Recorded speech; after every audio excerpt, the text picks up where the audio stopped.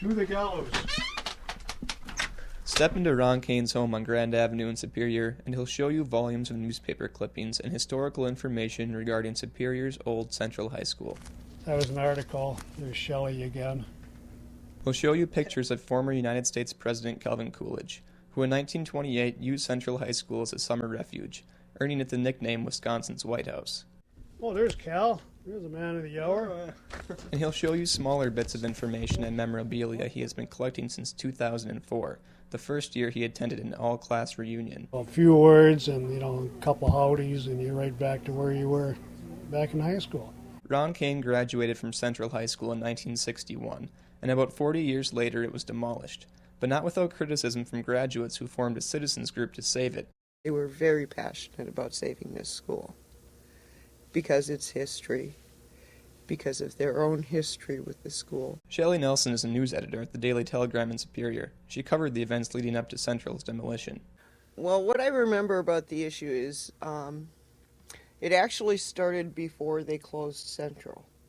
The school district had made a promise to the city of Superior that they would either demolish a building or find someone to renovate it. Now, the school district went to great efforts to find someone to renovate it and was not successful in that effort. So the building was demolished, and those who fought to save it felt cheated. People are heartbroken that their school is no longer there. But then again, when they have these reunions, they find out it's the people that mattered. But they don't have that touchstone, that place, where they went to school, where they have all these memories to go back to. But Nelson said the city had been in a similar situation in the past, which was part of the reason they chose to demolish Central. The city's concern was they had just paid $500,000 to raise the old St. Joseph's orphanage. And a large part of that was because of hazardous materials that had been disturbed. The people that had owned the building had gone in and taken out copper pipes, leaving asbestos dust everywhere. It was quite a disaster to clean up, and the city didn't want to get stuck with that kind of bill again. Bits and pieces of the old school are scattered throughout the Northland. The giant statue of James Hill, a Superior railman, once towered over Central's front lawn. Now it sits in a railway station parking lot looking out over 28th Street. The city agreed to let Burlington Northern put the James Hill statue in their rail yard on North 28th Street for the cost of moving it. And if you travel south of Superior about 30 miles, you will find Marlene Case, a 1954 Central graduate. Marlene has an old desk from Central in her living room. She has a sandstone decoration and over 50 bricks from the school's foundation. She said saving those items was important because it helped preserve her memories of the school. Well, that was all I could do, yeah. I wanted a piece of it. That's what I could handle and what I could afford. I would have loved to have had some of the larger pieces, but they were very expensive.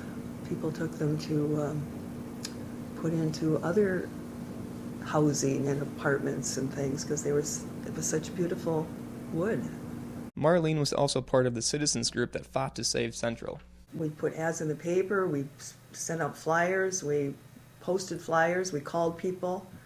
We had picket lines in front of Central, carried signs, met before the school board, tried to convince them that to save it for one more year because our reunion, our first all-class reunion was going to be in 2004. In a letter to the Duluth News-Tribune in 2003, a graduate of Central advocated for the preservation of the school. She wrote that if the building is demolished, their generation could be forgotten.